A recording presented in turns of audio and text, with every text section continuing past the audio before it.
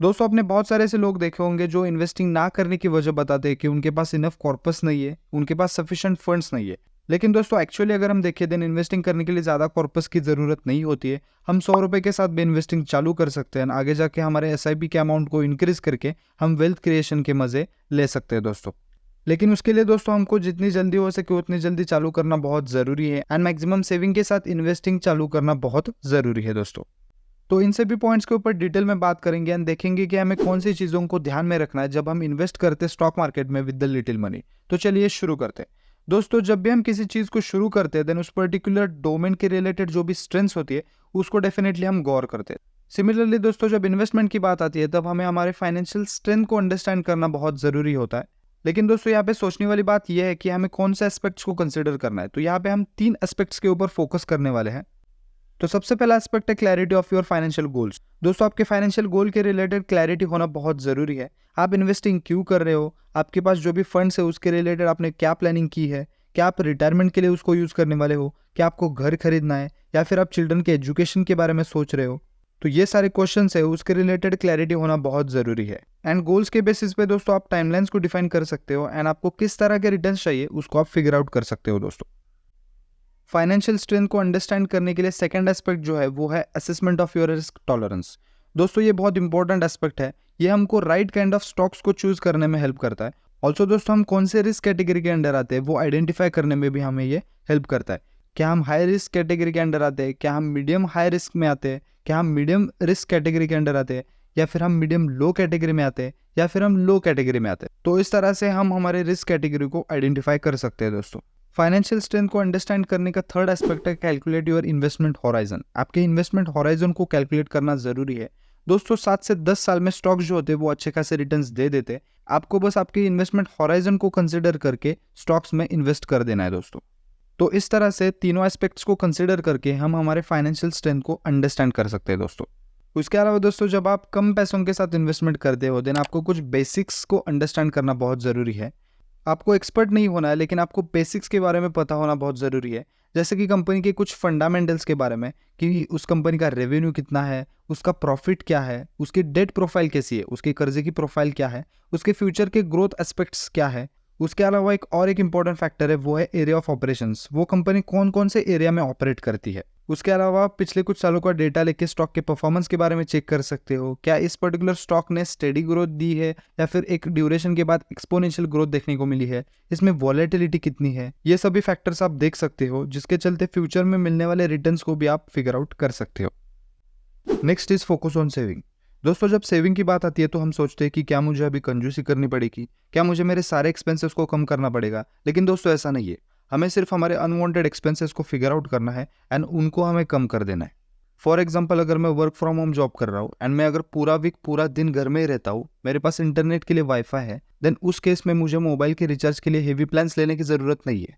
मैं सिर्फ कॉलिंग के रिलेटेड प्लान्स ले सकता हूँ या फिर कम कॉस्ट वाले प्लान्स ले सकता हूँ क्योंकि वो वैसे भी वेस्ट ही होने वाले हैं। एंड अगर किसी छुट्टी के दिन मैं बाहर जा रहा हूँ देन उस केस में मैं टॉपअप प्लान्स ले सकता हूँ इंटरनेट के लिए। तो इस तरह से मैं क्या कर सकता हूँ कि मेरे अनवांटेड एक्सपेंसेस को कट करके उन्हें सेव कर सकता हूँ। सिमिलरली आप आपके अदर एक्सपेंसेस को कट कर सकते हो एंड आप क्या कर सकते हो कि आप आपके मंथली एक्सपेंसेस का बजट क्रिएट कर सकते हो एंड आप कितनी फिक्स अमाउंट सेव करने वाले हो उसके बारे में सोच सकते हो।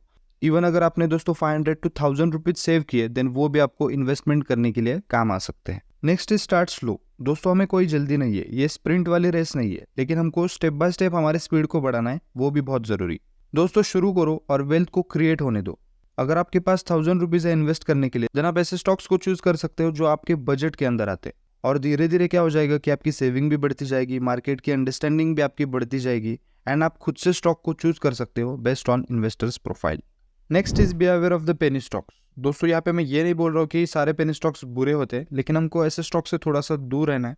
पेनी स्टॉक जो होते हैं वो कम कॉस्ट पे अवेलेबल होते हैं। अभी ये कम कॉस्ट पे क्यों अवेलेबल होते हैं, क्योंकि इनकी डिमांड थोड़ी कम होती है, इसकी वजह से बायर्स भी यहाँ पे कम होते हैं एंड ऐसी कंपनी के फाइनेंशियल्स भी दोस्तों वीक होते हैं। ग्रोथ एंड पेनी स्टॉक के बीच में अगर हम कंपेरिजन करें देन ग्रोथ स्टॉक जो होते हैं वो थोड़े कम रिस्की होते हैं as compare to the penny stocks.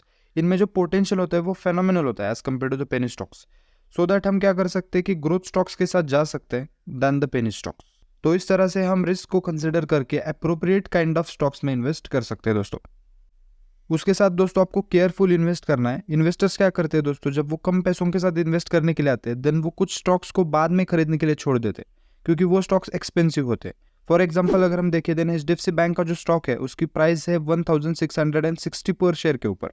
तो अगर आपके पास 1000 रुपीज इन्वेस्टेबल अमाउंट है, देन आप उसको अफोर्ड तो नहीं कर पाओगे। एंड जब आपके पास सरप्लस फंड होता है, लेट्स से आपके पास 5000 रुपीज है, देन आप क्या करोगे कि ऐसे स्टॉक्स को लाइक HDFC बैंक को खरीदने के लिए जाओगे। ये कंपनी फंडामेंटली स्ट्रांग हो सकती है, लेकिन दोस्तों रॉन्ग टाइम पे इन्वेस्ट करना ये भी आपके लिए काउंटर प्रोडक्टिव हो सकता है। डाइवर्सिफिकेशन दोस्तों, जब आप कम पैसों के साथ इन्वेस्ट करते हो, देन आप सोचते हो कि मेरे पास पहले ही फंड्स कम है, अब इन पैसों के साथ क्या डाइवर्सिफिकेशन करना है।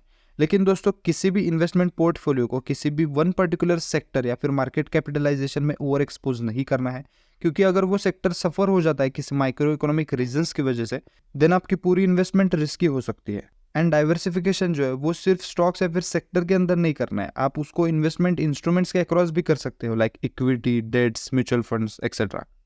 अदर देन दैट इमोशंस दोस्तों, ये एक बहुत इंपॉर्टेंट पैरामीटर है। जब भी आप डिसीजंस ले लोगे, देन इमोशंस को आपको अवॉइड करना है। मोस्टली इन्वेस्टर्स दोस्तों लॉस से सफर करते हैं इसी पैरामीटर की वजह से। अगर हम रिसेंट मार्केट क्रैश का एग्जांपल देखें जो कोरोना में हुआ था, तो इन्वेस्टर्स ने क्या किया था कि अच्छे क्वालिटी के स्टॉक्स को सेल किया था लो प्राइस पे। तो दोस्तों डिसीजन जो है वो फैक्ट्स एंड डाटा के बेसिस पे ले लो, एंड प्रोबेबली अच्छे क्वालिटी के स्टॉक्स को तब तक होल्ड करो जब तक वो फाइनेंशियली वीक नहीं हो जाते। अगर आपको डायरेक्ट स्टॉक्स में इन्वेस्टमेंट करने में डिफिकल्टी लग रही है, देन आप म्यूचुअल फंड के साथ भी जा सकते हो, जहां पे वो सिस्टमैटिक इन्वेस्टमेंट प्लान्स ऑफर करते हैं, जहां पे आपको सारे स्टॉक्स का एक्सपोजर मिल सकता है। लेकिन अगर आपको कोई भी डिफिकल्टी नहीं है डायरेक्ट स्टॉक्स में इन्वेस्टमेंट करने के लिए, देन आप डायरेक्ट स्टॉक्स में इन्वेस्ट कर सकते हो।